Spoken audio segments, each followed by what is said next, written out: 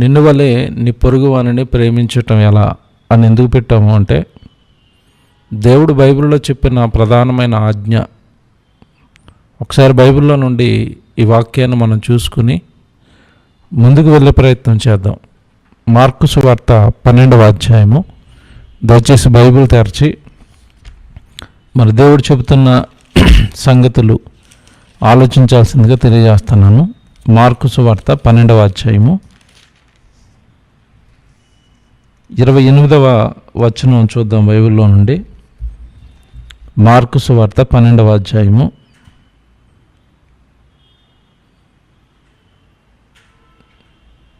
28వ వచనం చదువుకుందాం. శాస్త్రులలో ఒకడు వచ్చి వారు తర్కించుట విని ఆయన వారికి బాగుగా ఉత్తరమిచ్చానని గ్రహించి, ఆజ్ఞలన్నిటిలో ప్రధానమైనది ఏదని ఆయన అడిగాను. అందుకు యేసు, ప్రధానమైనది ఏదనగా, ఓ ఇశ్రాయేలు వినుము, మన దేవుడైన ప్రభువు, అద్వితీయ ప్రభువు, నీవు నీ పూర్ణ హృదయముతోనూ, నీ పూర్ణ ఆత్మతోనూ, నీ పూర్ణ వివేకముతోనూ, నీ పూర్ణ బలముతోనూ నీ దేవుడైన ప్రభువును సేవింపవలనన్నదియే ప్రధానమైన ఆజ్ఞ అన్నాడు. ఆ తర్వాత మాటగా మీరు చూస్తే రెండవది అన్నాడు. చూడండి, ఆ తర్వాత ఏంటంట, రెండవది నీవు నిన్ను వలె నీ పొరుగు వానిని ప్రేమింపవలనన్నది రెండవ ఆజ్ఞ. వీటికంటే ముఖ్యమైన ఆజ్ఞ మరి ఏదీ లేదని అతనితో చెప్పాను. యేసుప్రభు సాక్షాత్తు ఆయన బ్రతుకున్న కాలంలో ఆయన బోధిస్తున్న బోధలలో ఆ రోజు వాడు అడిగిన ప్రశ్నకు సమాధానంగా ఆయన ఇచ్చిన సమాధానమే, ఇదిగో మొదటగా మీరు మీ శక్తి లోపం లేకుండా దేవుణ్ణి ప్రేమించాలి. మీరు దేవుణ్ణి ప్రేమించటంలో ఎలాంటి లోపం ఉండకూడదు. మీ పూర్ణ ఆత్మతో, పూర్ణ బలముతో అన్న పదాలు అక్కడ ప్రయోగించబడుతున్నాయి మనం జాగ్రత్తగా ఆలోచించినప్పుడు. అంటే ప్రియమైన దేవుని పిల్లలారా, దేవుడు ఏం కోరుకుంటున్నాడు భూమి మీద ఉన్న మనిషి నుండి అంటే, తన పిల్లలు మొదట తనను ప్రేమించాలని కోరుకున్నాడు.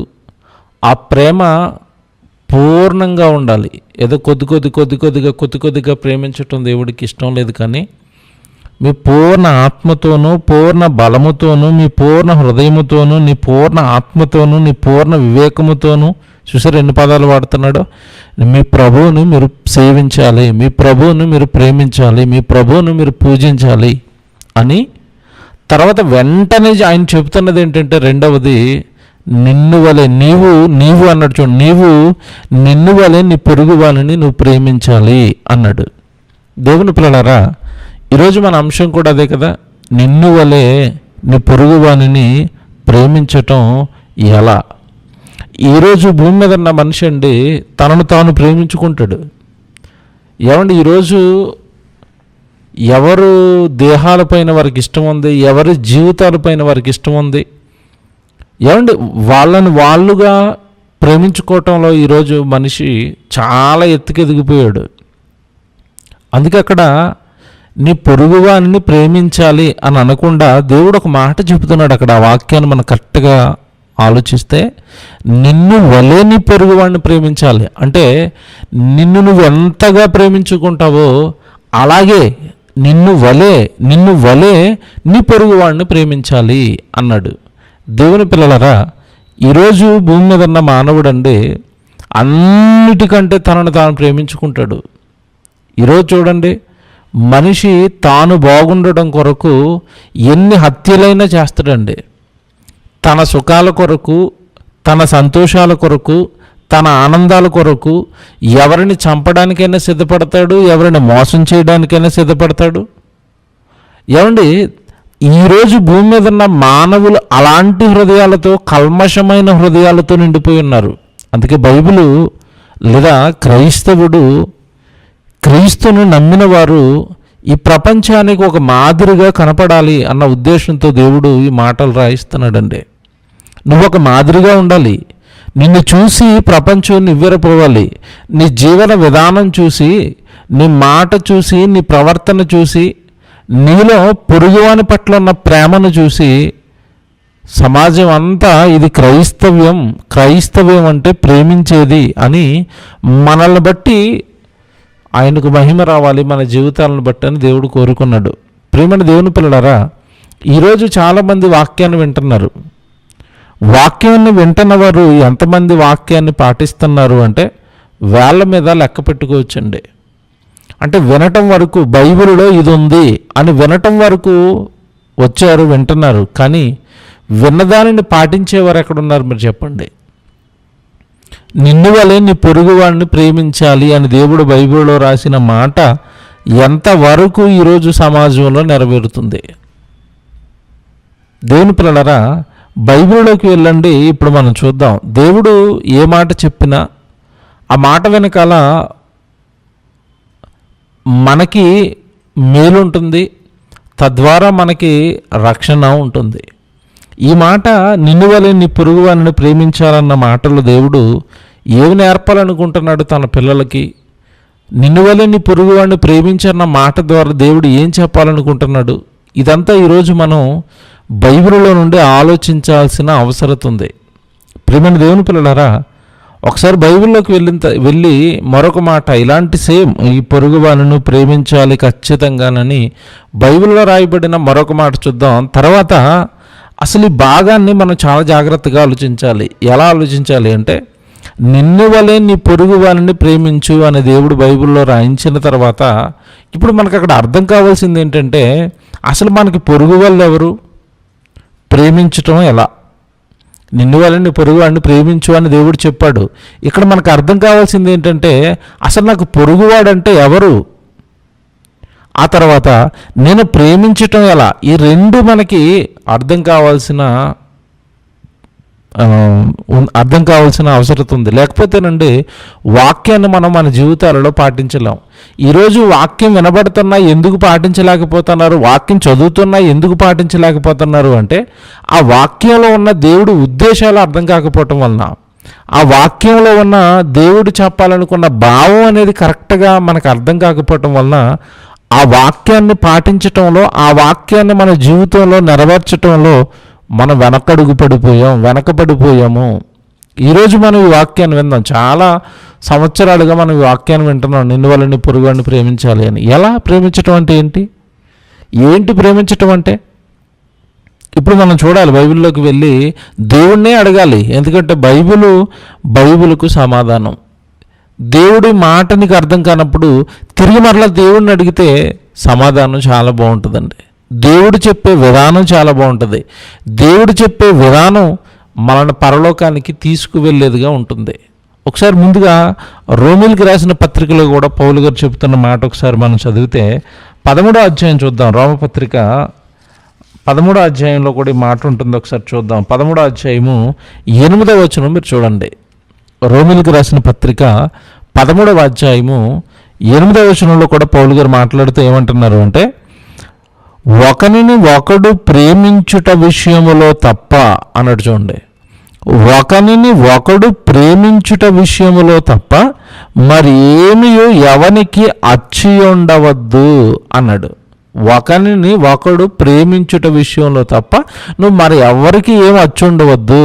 తర్వాత అంటున్నాడు, పొరుగువానిని ప్రేమించువాడే ధర్మశాస్త్రమును నెరవేర్చువాడు అన్నాడు. చూసారు ఎంత బాగుందో? అసలు నువ్వు ధర్మశాస్త్రాన్ని, బైబిల్ను నెరవేరుస్తున్నాడు, బైబిల్ ప్రకారం బ్రతుకుతున్నవాడు ఎవడు అంటే, ఇదిగో పొరుగువానిని ప్రేమించేవాడే బైబిల్ను నెరవేరుస్తున్నవాడు. మేము చాలా కాలం విశ్వాసులు అండి, మేము బాప్తిసం తీసుకుని చాలా రోజులు అయిపోయిందండి, నాకు నేనుగా ఒంటిగా ఉండిపోతానండి. చాలామంది ఉంటారండి, ఎవరితోనూ కలవరు, వాళ్ళ జీవితాలు వాళ్ళవే, వాళ్ళ భక్తి వాళ్ళదే. ఇదేంటిది? పొరుగువాడిని నువ్వు ప్రేమించినప్పుడు, పొరుగువాడిపైన నువ్వు ఏ ప్రేమ నువ్వు చూపించినప్పుడు నా మట్టుకు నేను ఉండిపోతానంటే ఒక ఉపమానం చెప్పాడు. ఒంటిగా ఉండిపోయిన వారి ఉపమానం, రోకలిచ్చిన ఉపమానం మీకు తెలిసేది అందరికీ. యేసుప్రభు చెప్పిన ఉపమానం. దేవుని పిల్లలారా, ప్రేమించాలి, నువ్వు ఒకరినొకరు ప్రేమించాలి. ప్రేమించిన వాడే బైబిల్ను నెరవేర్చినవాడు. ఇక్కడ ఒక మాట చెబుతాడు కిందకి వెళ్ళేసరికి. ఎందుకు ఈ మాట అంటున్నాడు అంటే, మీరు తర్వాత మాట చదివితే 9వ వచనంలో, ఎలయనగా వ్యభిచరించవద్దు, నరహత్య చేయవద్దు, దొంగిలవద్దు, ఆశించవద్దు అనునవియు మరి ఏ ఆజ్ఞ అయినను ఉన్న ఎడల అదియు నిన్ను వలె నీ పొరుగు వానిని ప్రేమింపవలనని వాక్యములో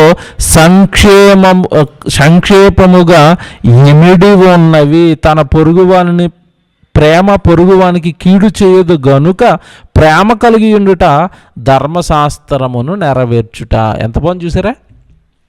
ఇప్పుడు నువ్వు ప్రేమించటం అంటే ఏంటి? నువ్వు పొరుగువాడిని ప్రేమించటం అంటే ఏంటి అంటే ఇక్కడ ఒక మాట చెబుతున్నాడు, పొరుగువాడిని ప్రేమించిన వాడు కీడు చేయడు. ఏమంటే ఆ వ్యక్తి మీద ప్రేమ ఉంటే ఆ వ్యక్తికి సంబంధించిన ఆస్తిని కానీ ఆ వ్యక్తికి సంబంధించినవి కానీ ఎందుకు దొంగతనం చేస్తారు? దొంగతనం చేయరు కదండి. దొంగతనం చెయ్యకూడదు. అలా ఉన్నవాడు దొంగతనం చెయ్యడు. ధర్మశాస్త్రాన్ని ప్రేమించిన వాడు దొంగతనం చెయ్యలేడు, ధర్మశాస్త్రాన్ని పాటించిన వాడు. ఎందుకంటే ఆ ధర్మశాస్త్రం ఏం చెప్తుందంటే నిన్ను వాళ్ళని పొరుగువాడిని ప్రేమించు. వాడి మీద ప్రేమ ఉంటే వాడి కాజేయాలని ఎందుకంటాడు అనుకుంటాడండి. వాడి మీద ప్రేమ ఉంటే వాడి భార్య మీద ఎందుకండి కన్నేస్తారు? వాడి మీద ప్రేమ ఉంటే వాడి ఆస్తిని ఎందుకండి దొంగిలించాలని చూస్తారు? ఏమండి ఈరోజు మీరు సమాజాన్ని చూడండి. ఈరోజు ప్రస్తుతం ఉన్న ఈ సమాజాన్ని మనం చూస్తున్నప్పుడు ఎంత దారుణంగా ఉందో తెలుసండి. సమాజం ఎక్కడ కూడానండి ప్రేమలు లేని సమాజం అండి. ప్రేమలు లేని సమాజం ఇది. ఈరోజున్న ఈ సమాజాన్ని మీరు చూస్తే ఎక్కడండి ప్రేమ కనపడుతుంది? ఈరోజు వార్త చూశానండి ఒకటి. ఆమె సినిమా యాక్టర్ అండి, ఇప్పుడు సీరియల్లో యాక్ట్ చేస్తుంది. ఏదో సీరియల్ పేరు చెప్పిందండి, ఇంటర్వ్యూ ఇచ్చింది, ఒక వీడియో పోస్ట్ చేసింది. కరోనా పేషెంట్ అయిపోయింది ఆమె.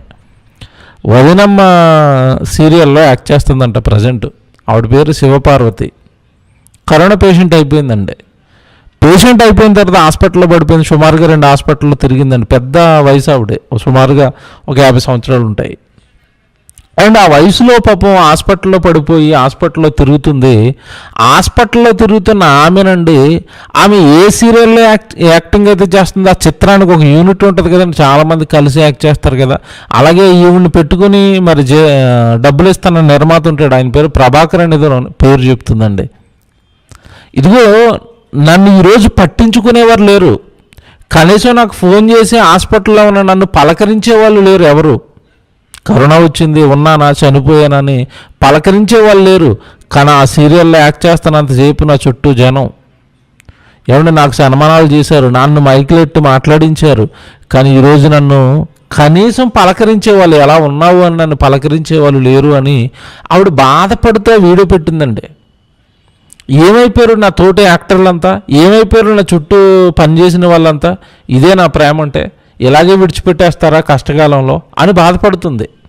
చివరికి నిర్మాత అయిన ఎవరైతే నిర్మాత ఉన్నాడో ఆ నిర్మాత కూడా కనీసం నన్ను సరిగా పలకరించలేదు, నన్ను పట్టించుకోలేదు, నాకు సహాయం చేయలేదు అని బాధపడుతుందండి ఆవిడ మాటలు చూసినప్పుడు నిజమనిపించింది. నిజమే, ఈరోజు సమాజంలో నుండి ఉన్న ప్రేమలన్నీ కూడా అవసరాలపైన కట్టుకున్న కోటలండి అవి. మళ్ళా చెప్తున్నాను, జాగ్రత్తగా గమనించండి ప్రసంగం వింటున్న వాళ్ళంతా. లోకంలో ఈరోజు మనిషి చూపిస్తున్న ప్రేమలన్నీ కూడా వాళ్ళ అవసరతలు తీర్చుకోవడానికి వాళ్ళ అవసరాలపైన కట్టుకున్న కోటలు ఈరోజు ప్రేమగా కనపడుతున్నాయి. ఆ అవసరం ఎప్పుడైతే తీరిపోయిందో నీ మీద ప్రేమ ఉండదు, ఏమీ ఉండదు. అవసరాన్ని బట్టి ప్రేమ చూపిస్తున్నారండి. ఆమె అవసరం కనుక ప్రేమగా ఉన్నట్టుగా నటిస్తారు. ఇది ఈరోజు మనుషుల్లో నిండుకుపోయిన ప్రేమ అండి. కల్మషంతో కూడిన ప్రేమ, కుట్రలతో కూడిన ప్రేమ, అవసరతలతో కూడిన ప్రేమ. ఈ ప్రేమను దేవుడు అస్సలు ఒప్పుకోడండి. హృదయపూర్వకంగా నీ తోటివాడిని, నీ పొరుగువాడిని ప్రేమించాలి. ఒకే తండ్రి పిల్లలం కదా మనమంతా, మన పరలోకపు తండ్రి పిల్లలం కదా మనమంతా. నీ తోటివాడు నీకు సహోదరుడు కదా, నీకు అన్న అవుతాడు, నీకు అక్క అవుతుంది, నీకు చెల్లి అవుతుంది. వాళ్ళెందుకు నువ్వు మోసం చేయాలనుకుంటున్నావు? వాళ్ళు నువ్వు ప్రేమించాలి అని చెప్పాడు. దేవుని పిల్లలారా, ఒకసారి మన బైబిల్లోకి వెళ్ళి ఈ రెండింటిని మనం విడగొట్టాలండి. ఎందుకంటే దేవుడు మనం పొరుగువాడిని ప్రేమించడం అంటే అసలు పొరుగు వాళ్ళు ఎవరో తెలియాలి, వాళ్ళు ఎలా ప్రేమించాలో తెలియాలి. అప్పుడు ఈ వాక్యాన్ని మన జీవితాలలో పాటించగలుగుతాం.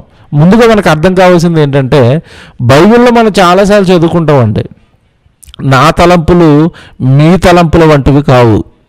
ఎందుకు ఈ మాట జ్ఞాపకం చేస్తున్నాను అంటే, పొరుగువారు అనగానే ఈరోజు చాలామంది ఏమనుకున్నారంటే రోడ్ల పక్కన ఉన్న వాళ్ళు లేదంటే అనాథలు వీళ్ళంతా మన పొరుగు వాళ్ళు అండి, వాళ్ళకి ఏదో ప్రేమించడం అంటే ఒక పండు ఇచ్చేయాలి, ఏమంటే ఒక మనకి తోచిన మనకి మిగిలిపోయిన దాంట్లో దానం ఒక అన్నం పెట్టేయాలి, ఏమంటే ఒక సాలువ కప్పి ఒక బెడ్షీట్ ఇచ్చేయాలి, ఒక బ్రెడ్ ముక్క ఇచ్చేయాలి, లేదంటే ఒక పూట అన్నం పెట్టాలి, లేదంటే ఒక రైస్ బ్యాగ్ ఇవ్వాలి, ఇదే ప్రేమించడం అనుకుని ప్రేమ అనుకున్నారు. నిజానికి ఇది ప్రేమే, కాదనటం లేదు. కానీ దేవుడు చెప్పిన ప్రేమ ఇదేనా? ఇంతవరకు చేస్తే దేవుడు నిన్ను ప్రేమించావని అంటాడా? దేవుడు ఇమ్మన్నాడు, పేదలకు సహాయం చేయమన్నాడు, తప్పు కదా అది. కానీ ఇక్కడ వరకు నువ్వు ఆగిపోయి నేను ఏదో ప్రేమించేశాను అనుకోవటం బైబిల్ను సంపూర్తి చేయటం మాత్రం కాదు. ఇప్పుడు మన బైబిల్లోకి వెళ్ళి ముందుగా అసలు పొరుగువాడంటే ఎవడని చెబుతున్నాడు దేవుడు బైబిల్లో మనం చూడాలి. మనకి లోకంలో చూసినప్పుడు మనుషుల ఆలోచనలు ఎలా ఉంటాయంటే, మీ పొరుగు దేశం ఏదండి అనేసరికి పాకిస్తాన్ పేరు చెప్తారు, చైనా పేరు. అది భారతదేశానికి అది పొరుగు దేశం అండి. రాష్ట్రాల మధ్య ఏమంటే తెలంగాణ ఆంధ్ర పొరుగు రాష్ట్రాలు అండి. ఏమంటే జిల్లాకి పక్క జిల్లా పొరుగు జిల్లా, ఏమంటే గ్రామానికి పక్క గ్రామం పొరుగు గ్రామం. ఇది మనకు తెలుసు, మనుషులు అనుకుంటున్నారు. ఇప్పుడు ఇంతకీ బైబిల్లో దేవుడు చెప్పిన పొరుగువాడు అంటే ఎవరని మనం ఆలోచించాలి.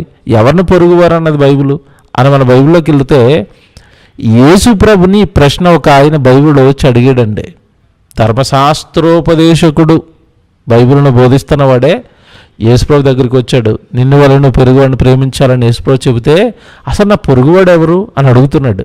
చూద్దామండి బైబిల్ ఎంత బాగుంటుందంటే, ఇక్కడి నుంచి చాలా జాగ్రత్తగా వినాలి, త్వరగా ముగిస్తాను.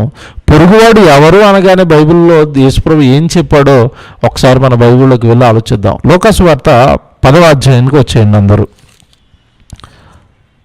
లూకాసు వార్త 10వ అధ్యాయము బైబిల్ చూద్దాం.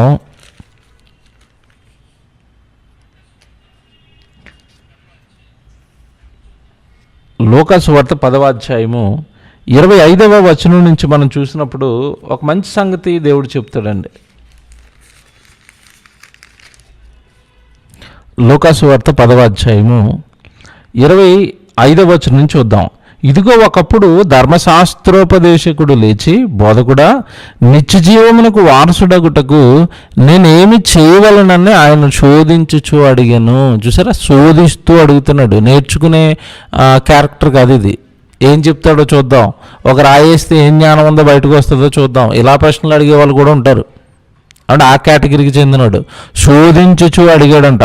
అప్పుడు అందుకు ఆయన, ధర్మశాస్త్రం అందేమి వ్రాయబడి ఉన్నది, నీవేమి చదువుచున్నావని అతన్ని అడగగా, అతడు, నీ దేవుడైన ప్రభువును నీ పూర్ణ హృదయముతోనూ, నీ పూర్ణ మనస్సుతోనూ, నీ పూర్ణ శక్తితోనూ, నీ పూర్ణ వివేకముతోనూ ప్రేమింపవలననియు, నిన్ను వలె నీ పొరుగు వారిని ప్రేమింపవలననియు వ్రాయబడి ఉన్నదని చెప్పును. అందుకు ఆయన, నీవు సరిగా ఉత్తరం ఇచ్చితివి, అలాగున చేయుము, అప్పుడు నీవు జీవించదవని వానితో చెప్పాను. ఆ తర్వాత అంటున్నాడు 29వ వచనం, అయితే తాను నీతిమంతుడైనట్లు కనబరచుకొనగోరి అతడు, అవును గాని నా పొరుగువాడు ఎవడని యేసును అడిగాను. మీరు అండర్లైన్ చేసుకోండి. అసలు ఎవరు నాకు పొరుగువాడు?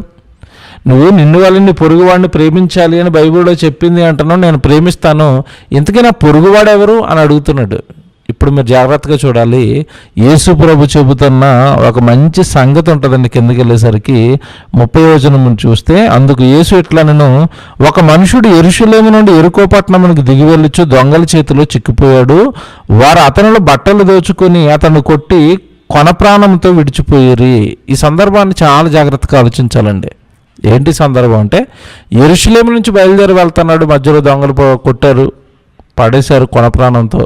యెరూషలేము నుంచి బయలుదేరి వెళ్తున్నాడు అంటే ఇతను ఖచ్చితంగా ఇశ్రాయేలు అయి ఉంటాడు. అయితే ఆ తర్వాత మాట మీరు చూస్తే, అప్పుడు ఒక యాజకుడు ఆ త్రోవను వెళ్ళుట తటస్థించెను, అతడు అతన్ని చూసి పక్కగా పోయాను అన్నది. చూడండి, యాజకుడు వెళుతున్నాడంట.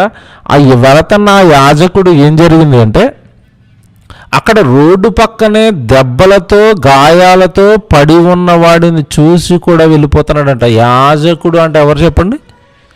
దేవుడు పక్షాన, దేవుడు కొరకు సేవలో ఉన్నవాడు యాజకుడే వాడిని పట్టించుకోకుండా వెళ్ళిపోతున్నాడంట. అయిపోయింది. తర్వాత ఇంకొక మాట చెప్తాడు చూడండి, అలాగున్న లేవీయుడు ఒకడు ఆ చోటుకి వచ్చి పక్కగా పోయాను. తర్వాత నెక్స్ట్ ఎవరు వచ్చారు? మళ్ళా లేవీయుడు వచ్చాడు. అతను కూడా పట్టించుకోలేదంటే వెళ్ళిపోయాడు. లేవీయుడు అంటే ఇతను ఇశ్రాయేలీయుడే. ఆ తర్వాత మాట మీరు చూస్తే, అయితే ఒక సమరయుడు ప్రయాణమైపోవచ్చు, అతడు పడి ఉన్న చోటికి వచ్చి అతన్ని చూచి అతని మీద జాలిపడి దగ్గరికి పోయి నూనెయు ద్రాక్షారసమును పోసి అతని గాయములకు కట్టి తన వాహనం మీద ఎక్కించి ఒక పూటకోలవాని ఇంటికి తీసుకొని పోయి అతనిని పరామర్శించెను అనంద చూడండి. చూసారా, ఇప్పుడు ముందు యాజకుడు వచ్చాడు వెళ్ళిపోయాడు, ఆ తర్వాత లేవీయుడు వచ్చాడు వెళ్ళిపోయాడు, ఆ తర్వాత వచ్చిన వ్యక్తి ఎవరంటే ఇదిగోనండి సమరయుడు వచ్చాడు, చూశాడు, అతని బాధని తీసుకున్నాడు, రథంలోనికి ఎక్కించుకున్నాడు, ఏమంటే ప్రథమ చికిత్స చేశాడు. ఆ కాలంలో పూటకోళ్ళ వల్ల అంటే ఆ కాలంలో ఉన్న చిన్నపాటి హాస్పిటల్స్ అవి సత్రాలు అనేవారు, పూటకోళ్ళ ఇల్లులు అనేవారు, అక్కడికి చేర్చాడు. అక్కడ చిన్న వైద్యం చేసేవారు, అలాగే అన్నం పెట్టేవారు. ఒకప్పుడున్న హాస్టల్స్ ఒక మాటలో మనకు అర్థం కావాలంటే అక్కడికి చేర్చాడండి. ఆ చేర్చిన తర్వాత ఒక మాట చూడండి మీరు, మరునాడు అతను 2 దానారములు తీసి ఆ పూటకోళ్ళవానికి ఇచ్చి అతన్ని పరామర్శించి, నీకు ఇంకా ఏమైనా ఖర్చు అయిన ఎడల నేను మరలా వచ్చినప్పుడు అది నీకు తీర్చేదనని అతనితో చెప్పిపోయాను. చూసారా, అక్కడ కనబడిన ఆ వ్యక్తి గురించి ఇతడు చేస్తున్న త్యాగం ఎంత బాగుందో మీరు ఆలోచించండి. పూటకోళ్ళవానికి ఇచ్చిన తర్వాత ఖర్చు అతనే పెట్టాడు ఖర్చు. నీకు ఇంకా ఏమైనా ఇతని విషయంలో ఖర్చు అయితే నేను మరలా తిరిగి వస్తాను, అప్పుడు నీకు ఇస్తాను అంటున్నాడు. చూసారండి, అంత ప్రేమ కలిగిన వాడండి. అంటే రోడ్డు పక్కన పడిపోయిన వాడి గురించి నాకెందుకు అని ఆలోచించకుండా ఎంత త్యాగం చేస్తున్నాడో, ఏమండి అతను బాధ్యత తీసుకుంటున్నాడో మీరు ఆలోచించండి. ఇకపోతే తర్వాత జరిగింది మీరు చూస్తే, కాగా దొంగల చేతిలో చిక్కిన వానికి 3లో ఎవడ పొరుగు వానవనని నీకు తోచుచున్నదని యేసును అడగగా అతని మీద జాలిపడిన వాడే అని. ఈ 3లో ఎవరు పొరుగువాడుగా నీకు తోచుచున్నది పడిపోయిన వాడి కంటే అతని మీద జాలిపడిన వాడే. ఇంతకీ ఎవరు జాలిపడ్డాడు? సమరయుడు, మంచి సమరయుడు అండి. ఇకపోతే ఆ మాట చూస్తే తర్వాత అందుకు యేసు నీవును వెళ్ళి అలాగు చేయమని అతనితో చెప్పాడు. ఇప్పుడు ఈ 3లో ఎవరో పొరుగువాడు నాకు అని వేసిన ప్రశ్నకు యేసుక్రీస్తుల వారు ఇచ్చిన సమాధానం ఏంటంటే, పొరుగువాడు అనగానే ఇదిగో ఈ సమరయుడు అక్కడ పడిన వానికి పొరుగువాడు అవుతాడు అన్నాడు. పొరుగువాడు అనగానే ఇక్కడ మనకు అర్థమైంది ఏంటంటే, ఈ పడిపోయిన వాడు కానివ్వండి, అతన్ని చూసి విడిచి వెళ్ళిపోయిన మిగతా 2 కానివ్వండి, వీళ్ళంతా ఇశ్రాయేలీలు. కానీ ఈ వైద్యాన్ని ఏదైతే అందించాడో అతను ఎవరు అంటే సమరయుడు. ఎవరు ఈ సమరయులు అనగానే బైబిల్ ప్రకారం మనకు తెలుసు, వీళ్ళు అప్పటికి అన్యజనులుగా డిక్లేర్ అయిపోయి అన్యజనులుగా పిలువబడుతున్నారండి. సమరయులు అనగానే అన్యజనులుగా పిలువబడుతున్నారు. వీళ్ళు నిజానికి ఒకప్పుడు మిశ్రిత జనం.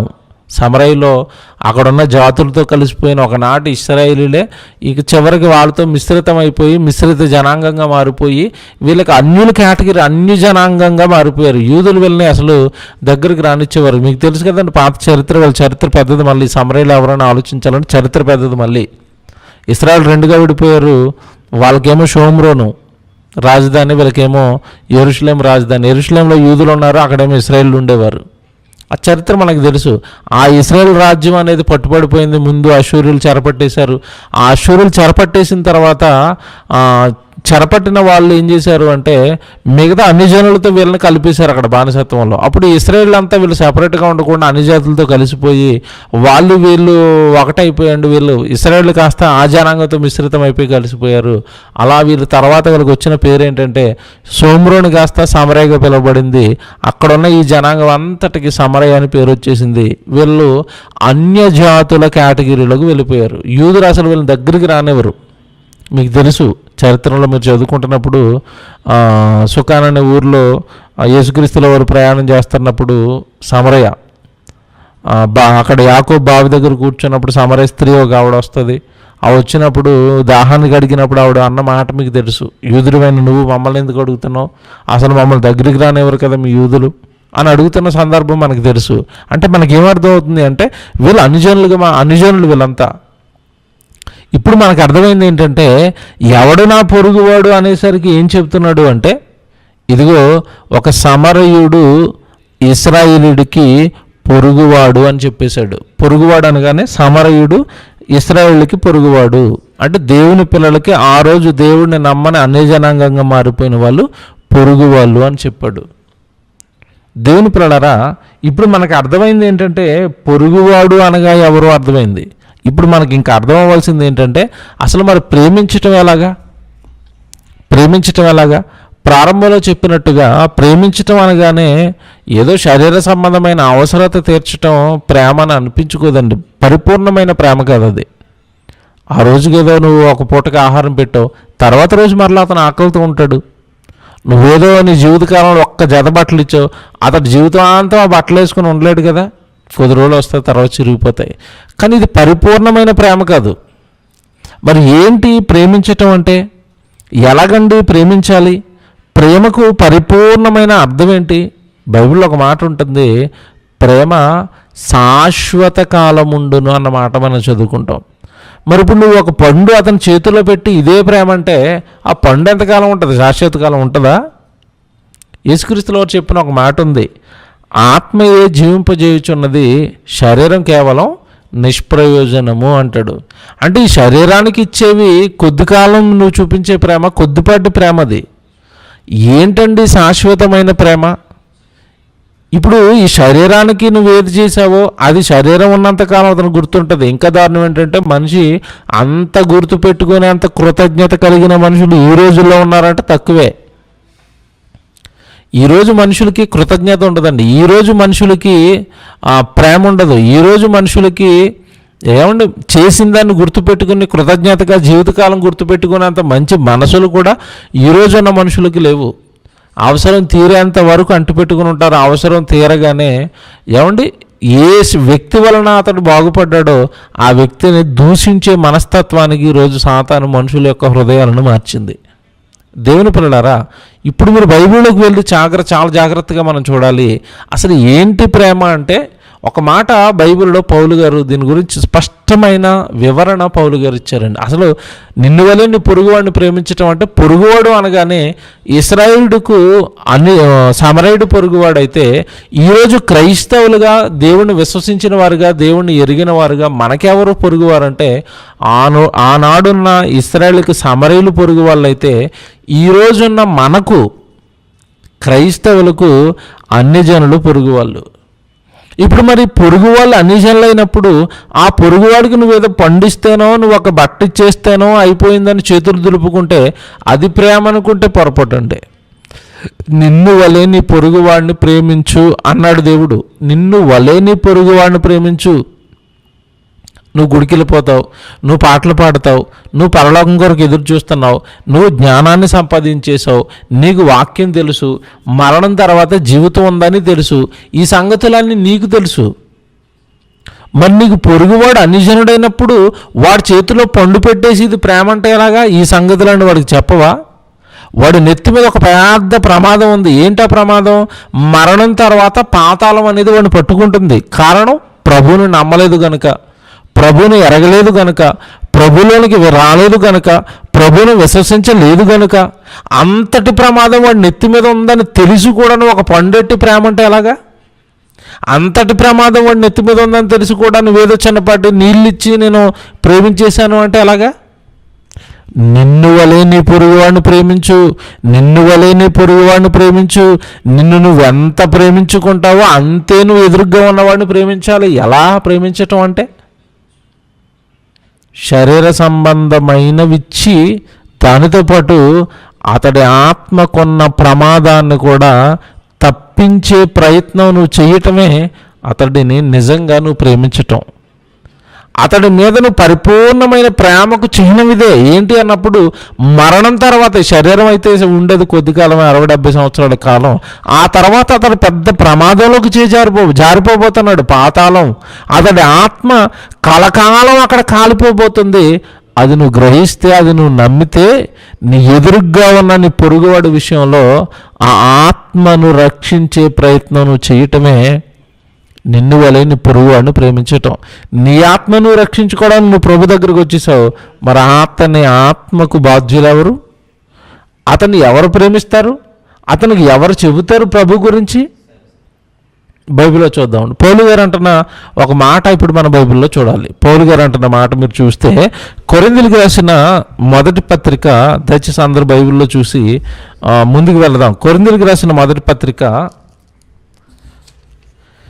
కొరింథీయులకు రాసిన మొదటి పత్రిక 13వ అధ్యాయానికి చూద్దామండి. 13వ అధ్యాయంలో చూస్తే ఒక మంచి మాట ఆయన నోట మనకి దేవుడు రాయించారండి. 13వ అధ్యాయము, కొరింథీయులకు రాసిన మొదటి పత్రిక 13వ అధ్యాయము. ఏమంటే మొదటి నుంచి మనం చూద్దాం. కొరింథీయులకు రాసిన మొదటి పత్రిక 13వ అధ్యాయము మొదటి వచనం నుంచి మనం చదువుకుంటూ వెళ్దాం. చాలా జాగ్రత్తగా వినండి. ఏమంటున్నాడు అంటే, మనుషుల భాషలతోనూ దేవదూతల భాషలతోనూ నేను మాట్లాడినను, ప్రేమ లేనివాడనైతే మ్రోగిడి కంచును గనగనలాడు తాళమునయుందును అనేసాడు. చూడండి ఎంత మంచి మాట అండి ఇది. మళ్ళా చదువుతున్నాను. మనుషుల భాషలతోనూ దేవదూతల భాషలతోనూ నేను మాట్లాడినను, ప్రేమ లేని వాడనైతే మ్రోగెడు కంచును గనగనలాడు తాళమునయుందును. నాకు ఎంత జ్ఞానం ఉన్నా, దేవదూతల భాష వచ్చేసినా నాకు ఉండాల్సింది ఏంటంటే మొట్టమొదట ప్రేమ అన్నాడు. ధర్మశాస్త్రాన్ని బాగా పఠించిన వాడండి పౌలు గారు. ఆయన చెబుతున్నాడు అనుభవంతో, ఆయన చెబుతున్నాడు జ్ఞానంతో, ఆయన చెబుతున్నాడు దేవుడిచ్చిన పరిశుద్ధాత్మ ప్రేరణతో. ఏమంటే జ్ఞానం ఉంటే సరిపోదండి, ప్రవచనాలు చెప్పేస్తే సరిపోదండి, ప్రేమ ఉండాలి అన్నాడు. ఆ తర్వాత మాట మీరు చూస్తేనండి, ఆ తర్వాత మాట 2వ వచనంలో, ప్రవచించు కృపావరము కలిగి మర్మములన్నిటినీ జ్ఞానమంతయు ఎరిగిన వాడనైనను, కొండలు పెకలింపగల పరిపూర్ణ విశ్వాసము గలవాడనైనను, ప్రేమ లేని వాడనైతే నేను వ్యర్థుడను. చూసారా, విశ్వాసం విషయంలో కూడా ఎంతటి విశ్వాసం ఉందంటే, ఇదిగో కొండలను ప్రకలింప చేయగలిగినంత విశ్వాసం ఉంది నాకు. ఇంత విశ్వాసం ఉన్నా, ఏమంటే ప్రవచించే ప్రవచనాలు చెప్పేసే వరాలున్నా, ఏదున్నా చివరికైనా ఒక దగ్గరికి తీసుకొస్తున్నాడు, ప్రేమ ఉండాలి, ప్రేమ ఉండాలి, ప్రేమ ఉండాలి, ప్రేమ ఉండాలి. చూసారండి ఏంటి మరి ఇప్పుడు ఇవన్నీ ప్రేమ కాదా అంటే ప్రేమ కాదండి. నువ్వెంత గొప్పవాడువో నీ మాటల్లో తెలుస్తుంది. నువ్వెంత గొప్పవాడువో, నువ్వెంత గొప్పగా అవతల వ్యక్తిని ప్రేమిస్తున్నావో నీ క్రియల్లో తెలుస్తుందండి. ప్రేమించటం అంటే ప్రేమకు అర్థం అండి, అవతల వ్యక్తికి నీకున్న జ్ఞానాన్ని పంచి అతడికి దేవుడి వాక్యాన్ని చెప్పి అతన్ని రక్షణలోకి నడిపించటమే ఒక వ్యక్తిని మనం పరిపూర్ణంగా ప్రేమించటం. ఒక మాటలో మీకు బాగా అర్థమైపోయేటట్టుగా చెప్పాలి అంటే, వాక్యం చెప్పి సహోదరుడిని దేవుడిలోనికి నడిపించటమే, ఒక అన్యజనుడికి దేవుడి మాటను చెప్పి దేవుడి వాక్యాన్ని చెప్పి దేవుడి వైపు నడిపించటమే అసలైన ప్రేమకు అర్థం అండి. దేవుని పిల్లలారా, ఇప్పుడు మీరు బాగా ఆలోచించండి. కిందకి వెళ్ళేసరికి ఒక మాట చెప్తాడు చూడండి. మీరు 7వ వచనం చూడండి. కింద 7వ వచనం చూస్తే, 7వ వచనం మీరు చూస్తేనండి, అన్నిటికీ తాలుకొనును, 7వ వచనం, అన్నిటినీ తాలుకొనును, అన్నిటినీ నమ్మును, అన్నిటినీ నిరీక్షించును, అన్నిటినీ ఓర్చును, ప్రేమ శాశ్వత కాలముండును అన్నాడు. చూడండి, ప్రేమ అనేది శాశ్వత కాలం ఉండేది. మరి ఇప్పుడు నువ్వు శరీరానికి చేస్తే, శరీరానికి నువ్వు చూపించినది ప్రేమ అనుకుంటే అది ఎంతకాలం ఉంటుంది? ఆ శరీరం ఉన్నంతకాలం. ఆ శరీరం ఎల్లకాలం ఉంటుందని చెప్పాడు యేసుప్రభు. అంటే ఆత్మయే జీవింపజేయుచున్నది, శరీరం కేవలం నిష్ప్రయోజనం. అంటే ప్రయోజనకరమైన ఎప్పుడు ఉండే శరీరానికి ఆత్మకు నువ్వు చేయటమే అతని వ్యక్తిని నువ్వు ప్రేమించటం అండి. అసలైన ప్రేమకు అర్థం ఇదే. అతని ఆత్మను రక్షించే వాక్యాన్ని, అతని ఆత్మను రక్షించే విశ్వాసాన్ని, అతని ఆత్మను రక్షించే జ్ఞానాన్ని నువ్వు అతనికి పంచాలి. అది అతన్ని ప్రేమించటం అంటే. ఎంత బాగుందండి. మీరు ఇంకా మీరు బాగా ఆలోచించగలిగితే లోతులోకి వెళ్ళి కింద మీరు అలా చదువుకుంటూ వచ్చేస్తే, కిందకి వెళ్ళేసరికి ఎన్నో వచ్చినాం అంటే,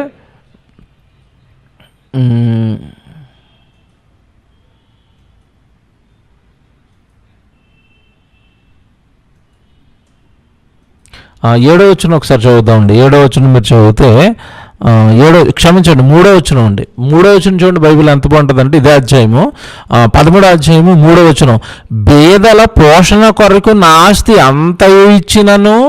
3వ వచనం చూడండి ఎంత బాగుందో, బేదల పోషణ కొరకు నా ఆస్తి అంతయు ఇచ్చినను, కాల్చబడుటకు నా శరీరమును అప్పగించినను, ప్రేమ లేని వాడనైతే నాకు ప్రయోజనమేమీ లేదు. అబ్బా, ఇది బాగా ఆలోచించాలండి.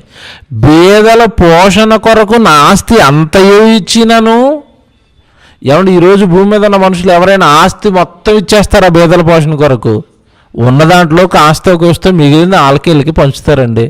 అది పంచే, ఎన్ని ఫోటోలు అండి అది పంచే, ఎంత పబ్లిసిటీ అండి అది పంచే, ఏదో గొప్ప కార్యాలు చేసినట్టుగా. ఏమండి ఎంత పబ్లిసిటీ చేసుకుంటారండి ఈరోజు. దేవుని పిల్లలారా, పౌలు గారు అంటున్నారు, బేదల పోషణ కొరకు నా ఆస్తి అంత ఇచ్చేసినా, కాల్చబడుటకు చివరికి నా శరీరాన్ని వాళ్ళ కొరకు ఇచ్చేసినా, ప్రేమ లేనివాడనైతే నాకు ఏమి ప్రయోజనం. అంటే నువ్వు బేదల పోషణ కొరకు ఏదో ఇచ్చిన ఏదో పెద్ద ప్రేమామూర్తిని అనుకుంటున్నావు. కాదు అంటున్నాడు పౌలు గారు. అది శరీర సంబంధమైన ప్రేమ, కొద్ది కాలం ఉండే ప్రేమ. పరిపూర్ణమైన ప్రేమ అంటే అతని ఆత్మకు నువ్వు చేసేది, అతడి ఆత్మను రాబోయే ప్రమాదం నుండి తప్పించడానికి అతని కొరకు నువ్వు చేసేది, అతని ప్రభు వైపు నడిపించేది అసలైన ప్రేమకు అర్థం అని చెప్తున్నాడు. ఎంతమంది చూసారా? ఎందుకంటే ప్రేమ అనేది శాశ్వత కాలం ఉండేది.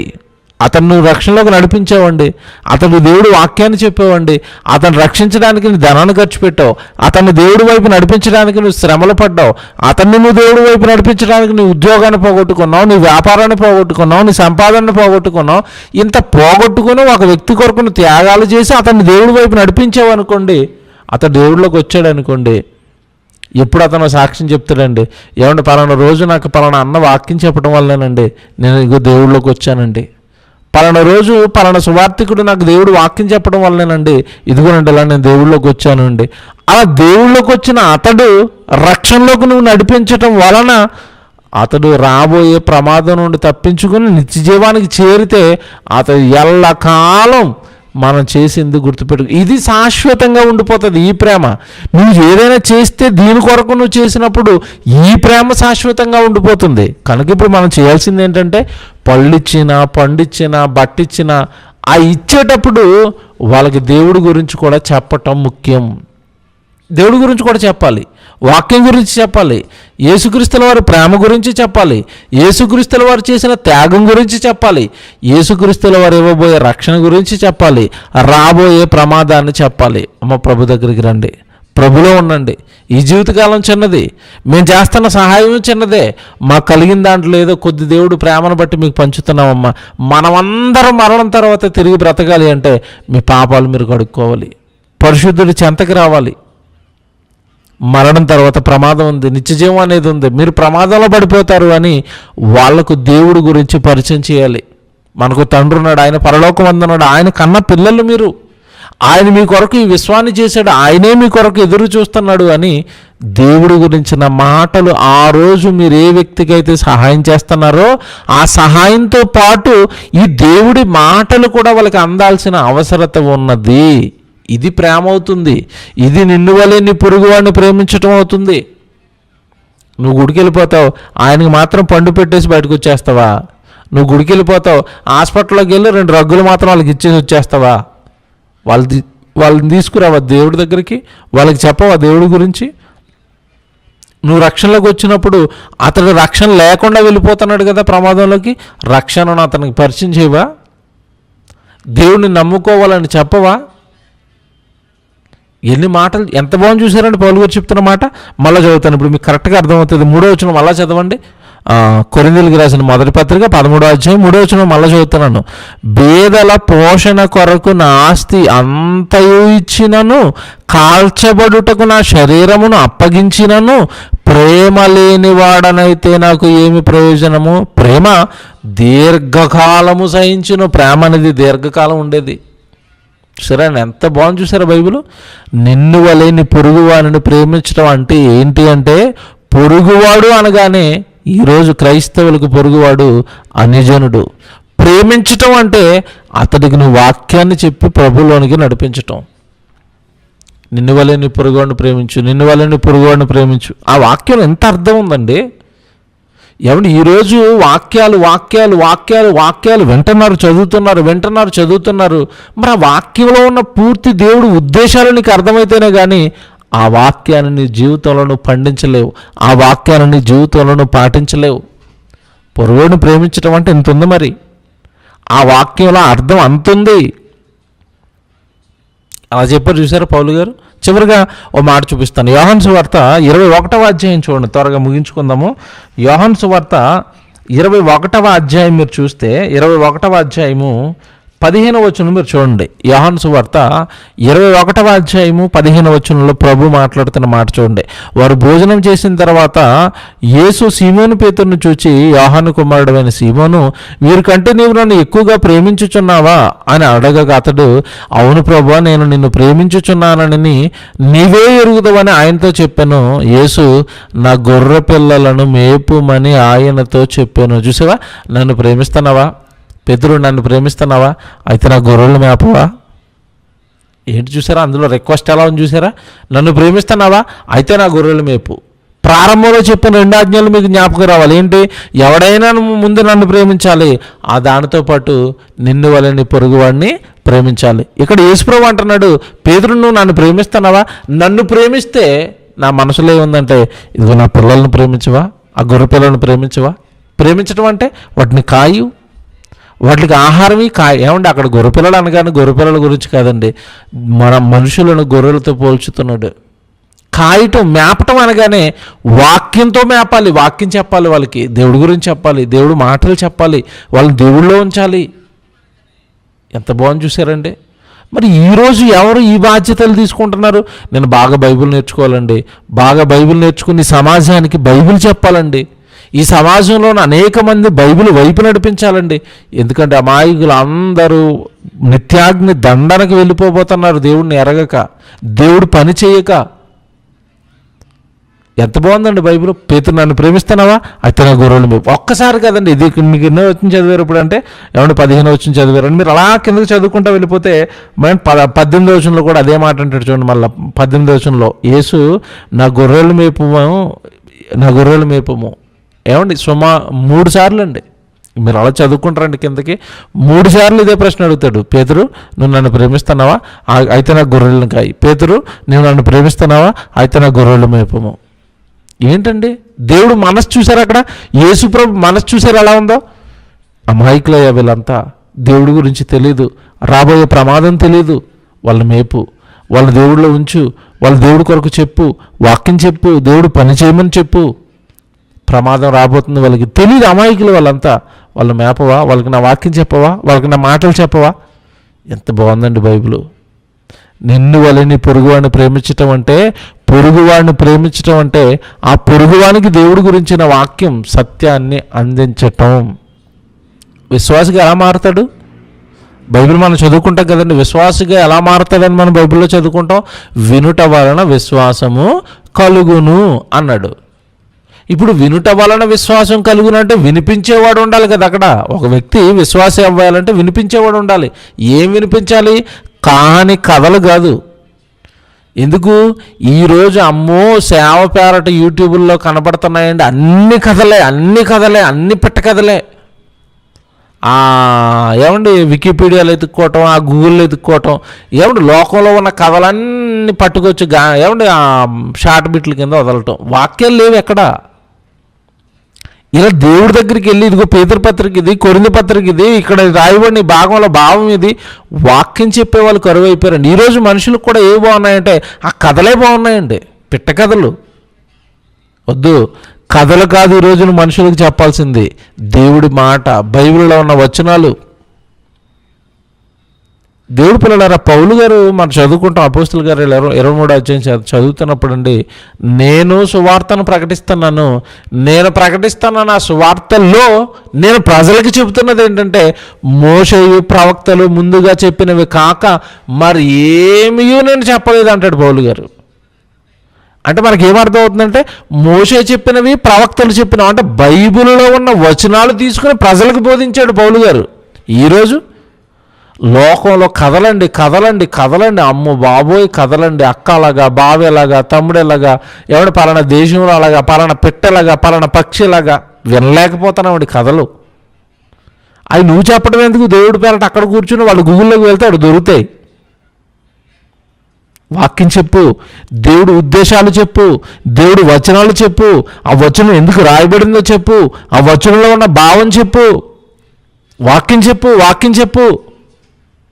దేవుని పిల్లలారా, నిన్ను వలె నీ పొరుగువాడిని ప్రేమించటం అంటే, క్రైస్తవులుగా మనకు పొరుగు వాళ్ళు అన్యజనులు, దేవుని ఎరగని వారు, వాళ్ళని ప్రేమించటం అంటే వాళ్ళకి వాక్యం చెప్పటం, వాళ్ళని దేవుడి వైపు నడిపించటం, బీదల పోషణ కొరకు నా ఆస్తి అంత ఇచ్చినను, కాల్చబడుటకు నా శరీరాన్ని ఇచ్చినను, ప్రేమ లేని వాడనైతే నేను వ్యర్థుడను. తేల్చేసాడంటే శరీర సంబంధమైనవి ఏదో ఇచ్చేసి నేను పెద్ద ప్రేమమూర్తిని ట్యాగ్ వేసుకుంటే చేయాల్సిన అసలది నువ్వు చేయట్లేదు. మేలైనది చేయ నెరిగి అలాగూ చేయని వానికి పాపము కలుగును. ఎన్ని మాటలని మనం చదువుకుంటాం. నీ పొరుగువాడు, నీ ఎదురుగా ఉన్నవాడు మారకుండా వాడు చచ్చిపోతే వాడి ప్రాణానికి నువ్వే ఉత్తరవాదివి. యెహెజ్కేలు గ్రంథం 18వ అధ్యాయంలో. నీ ఎదుటగా ఉన్నవాడు దేవుని ఎరగకుండా దుష్టుడిగానే చచ్చిపోతే నువ్వు వాడికి వాక్యం అందించలేదు కనుక వాడి ప్రాణానికి నువ్వే ఉత్తరవాదివి. ఎన్ని మాటలండి బైబిల్లో చదువుకుంటాం, ఎన్ని మాటలండి. మీరు సర్వలోకానికి వెళ్ళి సర్వ సృష్టికి సువార్తను ప్రకటించండి. ఏది పనేది వాక్యం ప్రకటించేవారేరి. కోత విస్తారంగా ఉంది, పనివారు కొద్దిమందే. ఏరండి పనివారు ఏరండి, వాక్యం చెప్పేవారు ఏరండి. ఈ యోహాను సువార్త ఇప్పుడు మీరు చదివారు కదా, 21వ అధ్యాయం మీరు చదువుతా, అలాగా కిందకి 18వ వచనం నుంచి మీరు చదువుతా అంటాడు పేతురు, నువ్వు యవ్వనుడివై ఉండినప్పుడు నువ్వు ఎక్కడికి కావాలంటే అక్కడికి వెళ్ళి నా వాక్యాన్ని ప్రకటించగలుగుతావు. కనుక నీ యవ్వన కాలంలోనే నా వాక్యం చెప్పవా, నేనున్నానని చెప్పవా, ప్రజలకి నా రక్షణ గురించి ప్రకటించవా. చూసారండి, ప్రకటించే పని దేవుణ్ణి ప్రేమించటం. దేవుణ్ణి ప్రేమించటం. ఒక మాట చూసి ఎవరిని ముగించుకుందాం. మత్తయి సువార్త, యోహాను సువార్త 14వ అధ్యాయం, క్షమించండి, యోహాను సువార్త 14వ అధ్యాయము 23వ వచనం మీరు చూడండి. యోహాను సువార్త 14వ అధ్యాయము 23వ వచనం మీరు చూడండి. 23వ వచనం చూస్తే, యేసు, ఒకడు నన్ను ప్రేమించిన ఎడల వాడు నా మాట గైకొనును అన్నాడు. ఒకడు నన్ను ప్రేమించిన ఎడల వాడు నా మాట గైకొనును, అప్పుడు నా తండ్రి వానిని ప్రేమించును, మేము వాని యొద్దకు వచ్చి వాని యొద్ద నివాసము చేతుము. నన్ను ప్రేమింపని వాడు నాకు మాటలు గైకొనడు. మీరు వినుచున్న ఈ మాట నా మాట కాదు, నన్ను పంపిన నా తండ్రిదే. ఎవడైనా నన్ను ప్రేమిస్తున్నాడా అయితే నా మాటలు గైకొనాలి. ఏంటి నా మాట, ఏంటి నా మదిలో ఉన్న కోరిక? మీరు వెళ్ళండి, నా గొర్రెలను మేపండి. ప్రియమైన దేవుని పిల్లారా, అర్థమైందని ఆశిస్తున్నాను. నిన్ను వలె నీ పొరుగువాడిని ప్రేమించటం అనగానే దేవుడు బైబిల్లో చెప్పింది ఏంటంటే, పొరుగువాడు అనగానే దేవుడిని నమ్మనివాడు, ప్రేమించటం అనగానే అతడి ఆత్మను రక్షించే వాక్యాన్ని అతని యొద్దకును తీసుకుని వెళ్ళటమే నిన్ను వలె నీ పొరుగువాడిని ప్రేమించటం.